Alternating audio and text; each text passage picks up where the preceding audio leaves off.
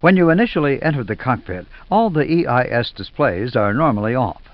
The displays require AC electrical power to operate, so unless either the APU or a ground electrical supply are available, the displays will not operate. We will connect a ground electrical supply for you. Normally, the ECAM screens are switched on in the order of upper, then lower. For training purposes, let's switch them on in reverse order to see what happens. Switch on the lower ECAM display.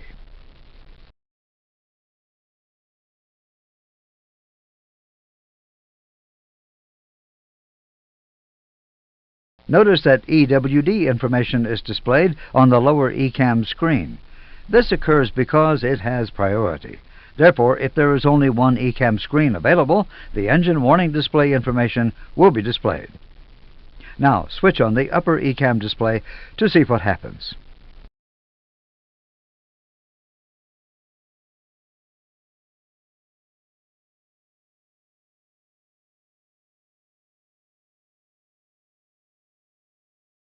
Notice that the engine warning display information moves to its normal position on the upper ECAM screen, and the door oxy system page is displayed on the lower ECAM screen.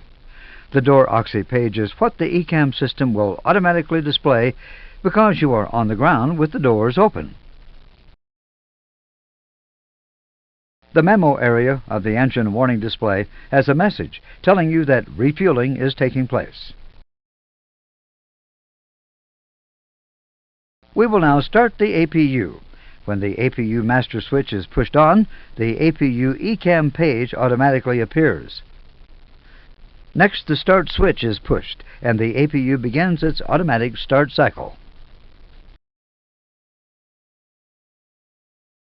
Note that there is no light on the ECAM control panel APU push button because the APU page has been automatically called as part of a normal sequence.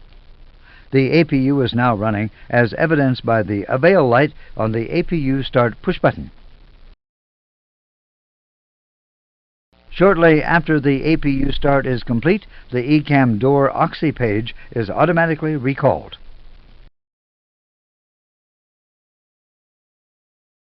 During the pre-flight, one of the things we do is check fluid levels. For example, the quantity levels for hydraulic fluid and engine oil. The required system pages are manually called by pressing the associated key on the ECAM control panel. Let's call the ECAM hydraulic system page.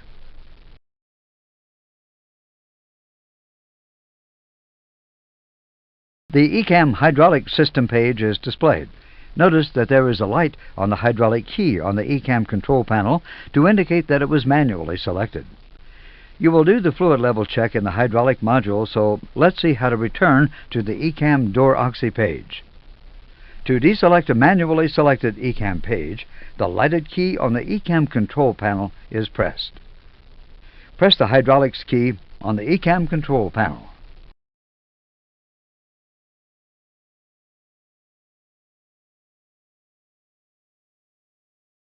The ECAM door oxy page is displayed, and there are no lights on the ECAM control panel. Remember the lights out philosophy.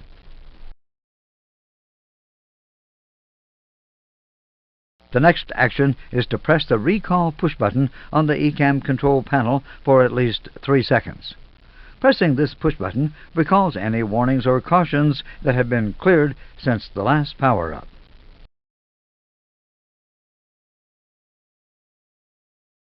Since we are starting the aircraft from cold, a normal memo will be seen on the engine warning display because there is nothing to recall. If we were on a turnaround, the display would recall any warnings or cautions that had occurred on the previous flight. In this example, a canceled caution concerning the digital flight data recorder has been recalled. You will see how a caution is canceled in the Abnormal Operation module. At this point, the passengers have boarded, the doors have been closed, and the slides armed. On the ECAM door oxy page, observe that there are no amber indications and that there are 6 white slide indications. When the ground personnel attach a tow bar to the aircraft, they disconnect part of the nose wheel steering system. The ECAM system will detect this and provide a green memo indication, nose wheel steering disconnect. Let's start the engines.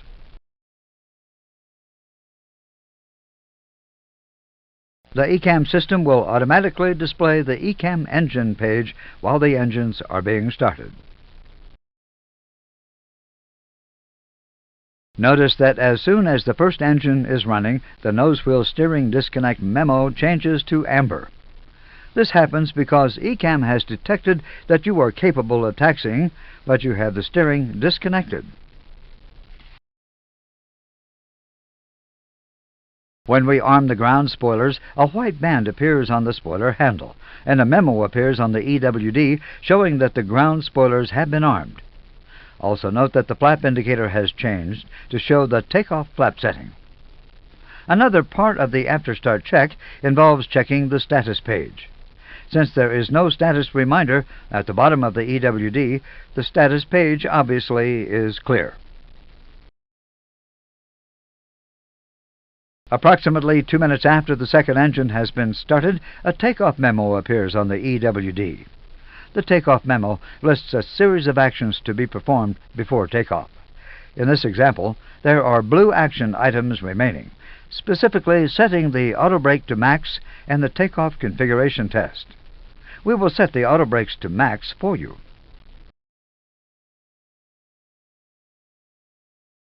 The blue action item has changed to green.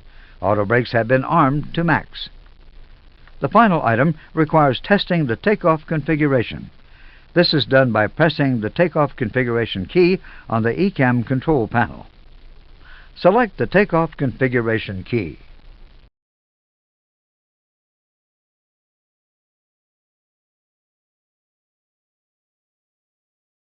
Pressing the takeoff config key simulates the application of takeoff power.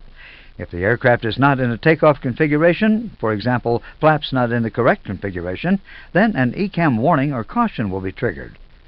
The system also checks the side sticks and the flight control computers for faults. Provided ECAM detects that the aircraft is in a normal configuration, then the takeoff configuration memo changes to normal.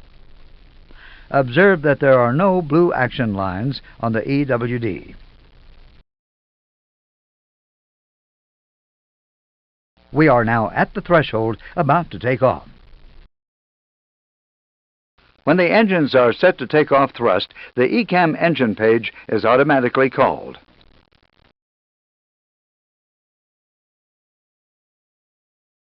On the engine warning display, notice that the takeoff memo is replaced by normal memos. A magenta takeoff inhibit message has appeared. The takeoff inhibit message is advising you that some warnings and cautions have been inhibited during the takeoff phase.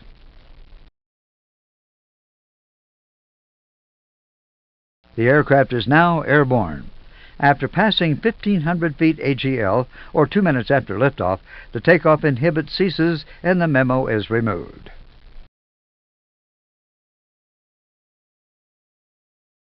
When the flaps are fully retracted, the ECAM engine page is automatically replaced by the cruise page.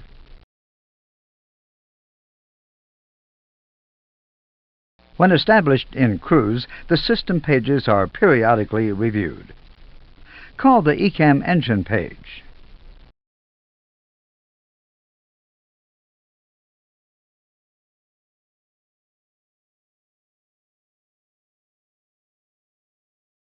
Notice that while the engine page is displayed, the corresponding light on the ECAM control panel engine push button is illuminated. You will study the indications on the system pages in the appropriate modules. So let's continue with the review. Call the ECAM bleed page.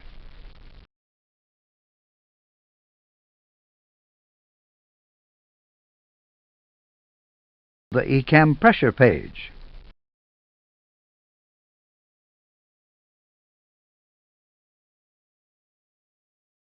The ECAM electric page.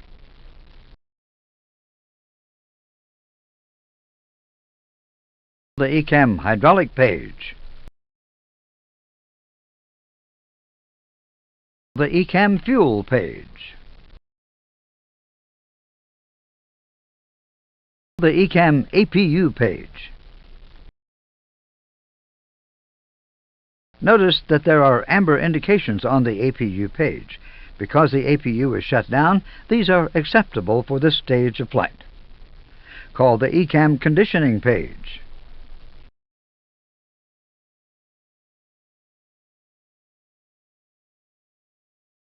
The ECAM door oxy page. The ECAM wheel page. The ECAM flight control page.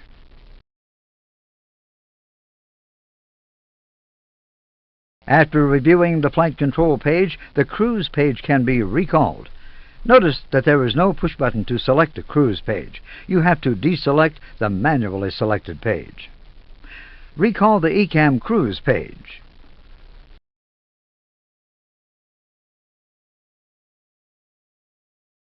The cruise page is displayed and the ECP has no lights illuminated.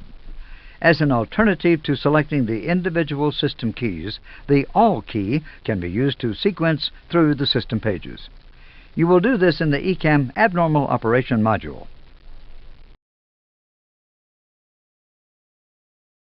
We will now establish a descent for landing at our destination. As part of the approach checks, the status page is checked. Since there is no status reminder on the EWD, the status page is normal. The aircraft is lined up on final approach. As the landing gear is extended, the ECAM system will automatically display the wheel page. The wheel page is displayed to provide information useful for the landing, for example, brake temperatures and spoiler deployment.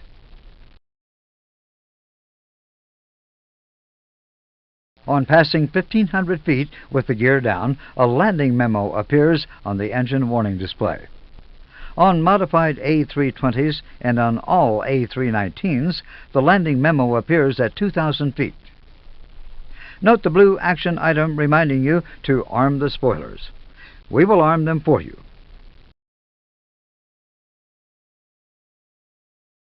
The blue action line is replaced by a green action completed indication. Notice that there are now no blue action lines outstanding. At approximately 800 feet, the landing inhibit becomes active, and this is indicated by a magenta memo. The landing inhibit message is advising you that the vast majority of warnings and cautions have been inhibited during the landing phase.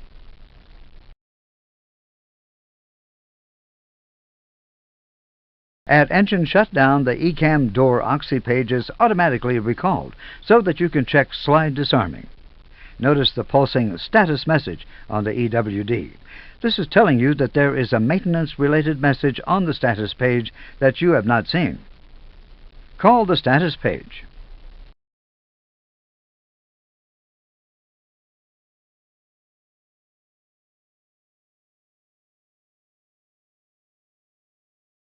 There is a white maintenance status message at the bottom of the status page. This message is an indication for maintenance personnel that a system requires a maintenance procedure at the next program servicing. It does not mean that the aircraft is unserviceable. Clear the status page.